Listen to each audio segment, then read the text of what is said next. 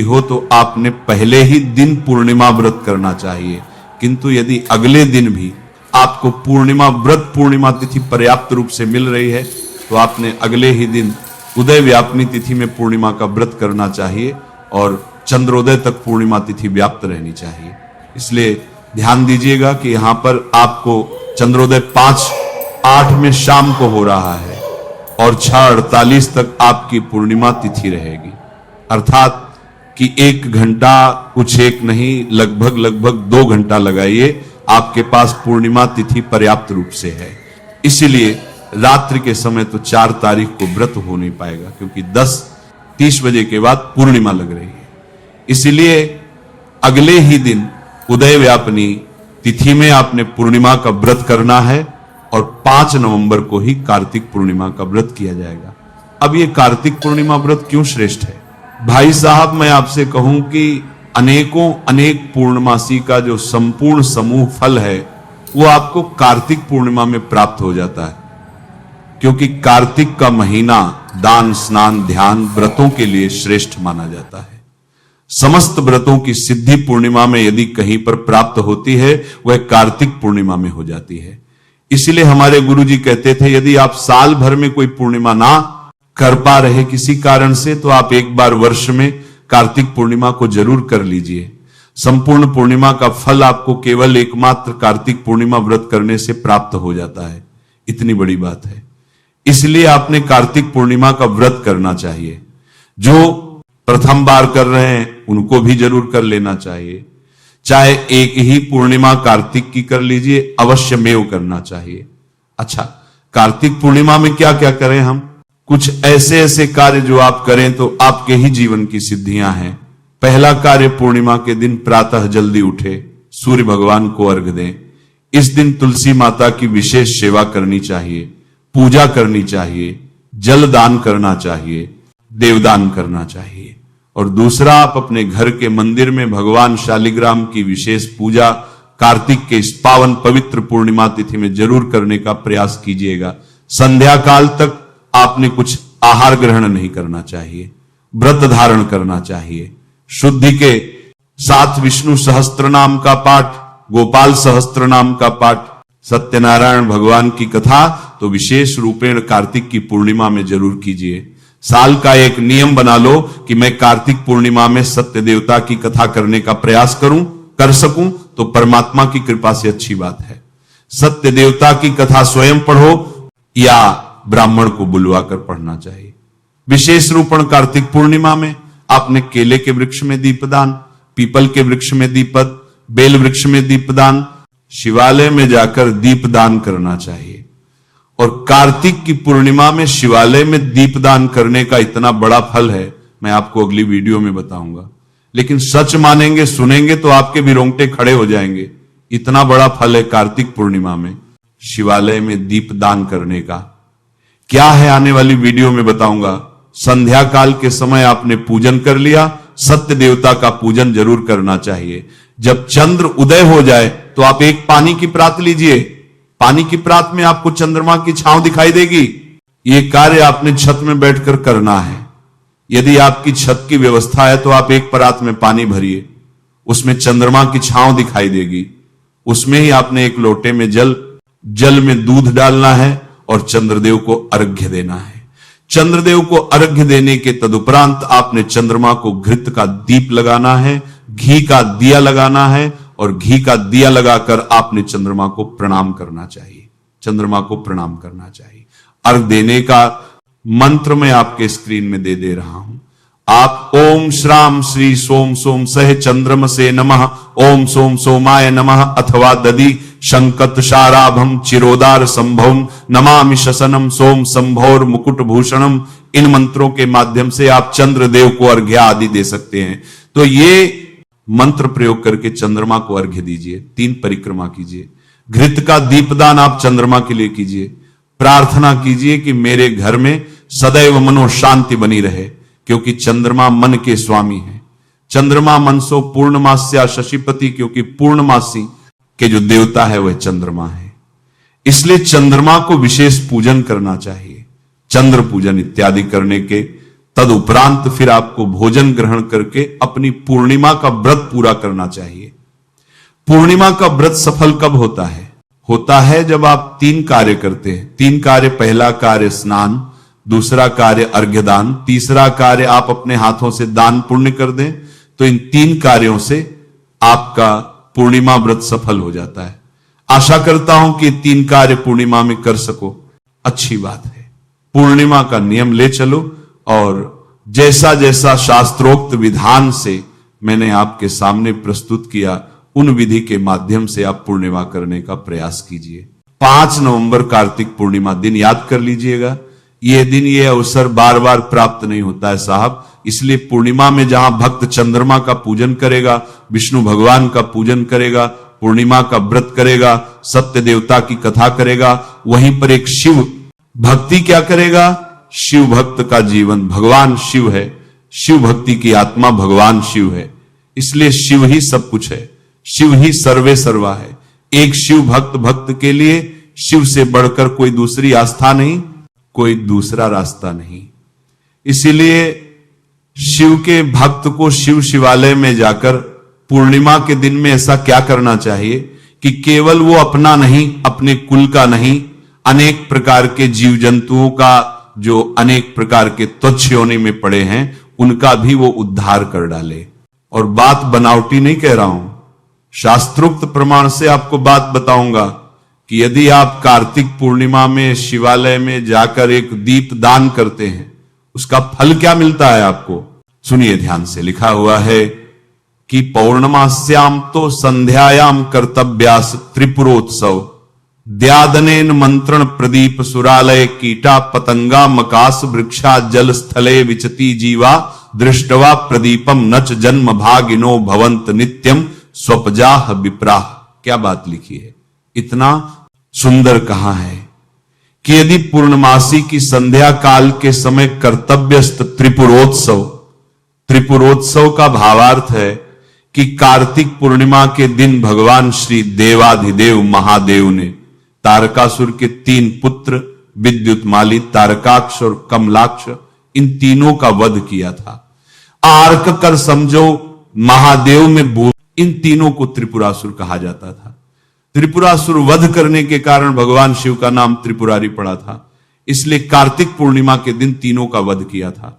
तो शास्त्र कहता है कि कार्तिक पूर्णिमा के दिन जो त्रिपुरोत्सव मनाता है, अर्थात शिवालय में जाकर बाबा को पहले जल चढ़ाता है, शिव नाम का उच्चारण करता है और संध्या काल के समय प्यारा सा एक दीपदान शिवालय में करके आता है, क्या होगा?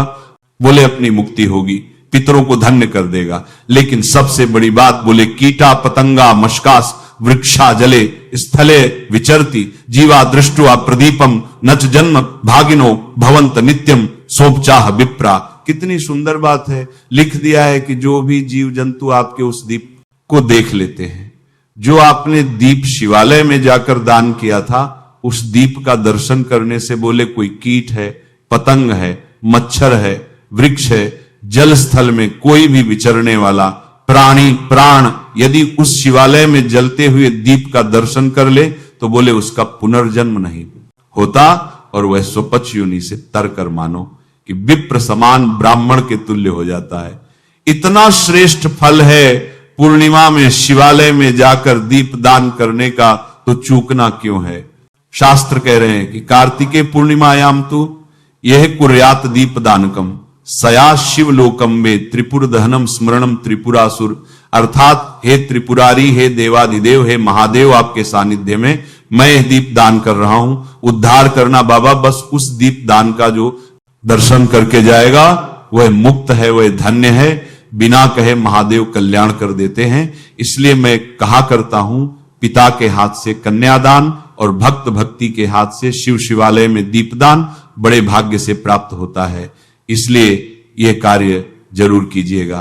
कल्याणकारी कार्य है, मोक्षकारी कार्य है जीव जंतुओं के लिए भी। तो कार्तिक की महापूर्णिमा में यह महान कार्य शिव भक्तों को जरूर चाहिए। नमः शिवाय। जय गणपति देवा। राधे राधे।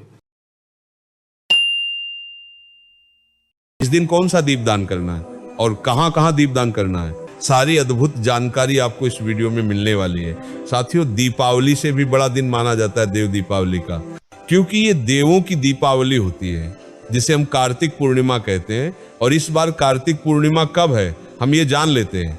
साथियों, कार्तिक पूर्णिमा की तिथि की शुरुआत 4 नवंबर मंगलवार को रात 10:37 से होगी और इसकी समाप्ति अगले दिन 5 नवंबर बुधवार को शाम 6:48 पर होगी। इस हिसाब से उदया तिथि के अनुसार 5 नवंबर 2025 को ही कार्तिक पूर्णिमा या देव दीपावली मानी जाएगी। साथियों, इसी दिन कार्तिक पूर्णिमा का स्नान दान और व्रत किया जाएगा और यही दिन देव दीपावली का भी रहेगा। महाराज, अब बहुत सारे लोग पूरे कार्तिक के महीने के नियमों का पालन करते हैं, कुछ स्नान करते हैं, कुछ दीपदान करते हैं। तो पूरे महीने में जो भी आपके स्नान दान में या दीपदान में कमी रहती है, वह पूरी कमी कार्तिक की पूर्णिमा के दिन पूरी होती है। मेरे प्रिय साथियों, इसी के साथ में अगर किसी ने पूरे कार्तिक के महीने में कार्तिक स्नान या दीपदान ना भी किया हो, पर अगर वह कार्तिक की पूर्णिमा के दिन इन जगहों पर दीपदान कर देता है तो उसको पूरे कार्तिक के महीने का फल यहाँ पर एक साथ मिल जाता है। साथियों, इसी के साथ में इस दिन सत्यनारायण भगवान की कथा भी सुनी जाती है और इसी के साथ में इस दिन जिसके घर में चावल और गाय के दूध की खीर बनती है, उस घर में कभी धन संपदा की कमी नहीं होती। साथियों, इसी के साथ में इस दिन किया गया दान पुण्य भी कभी समाप्त नहीं होता है, क्योंकि ये देवों की दीपावली होती है, कार्तिक की पूर्णिमा होती है। तो इस दिन जो भी आप दान करेंगे, और आप किसी भी प्रकार का दान कर सकते हैं, चाहे वह धन का, तन का या किसी भी चीज का दान कर सकते हैं। मेरे प्रिय साथियों, इसी के साथ में इस दिन सबसे बड़ा दान दीपदान माना जाता है। जैसे आप लोग दीपावली के दिन अपने घर को पूरा दीपक से रोशन करते हैं, वैसे ही आपको कार्तिक की पूर्णिमा के दिन भी रात्रि में अपने पूरे घर में दीपक जरूर जलाने चाहिए। कार्तिक पूर्णिमा या देव दीपावली के दिन विशेष रूप से आपको अपने घर के दरवाजे पर, तुलसी जी के पौधे के पास में, अपने घर में पीने के पानी वाले स्थान के पास में और शिव मंदिर में जाकर जरूर दीपदान करना चाहिए। साथियों, इसी के साथ में इस दिन बेलपत्र, आंवला, पीपल, शमी के वर्षों के नीचे जाकर दीपदान करने का बड़ा ही महत्व बताया जाता है। महाराज, ये दीपदान आपको कार्तिक पूर्णिमा के दिन शाम के समय प्रदोष काल में करना चाहिए।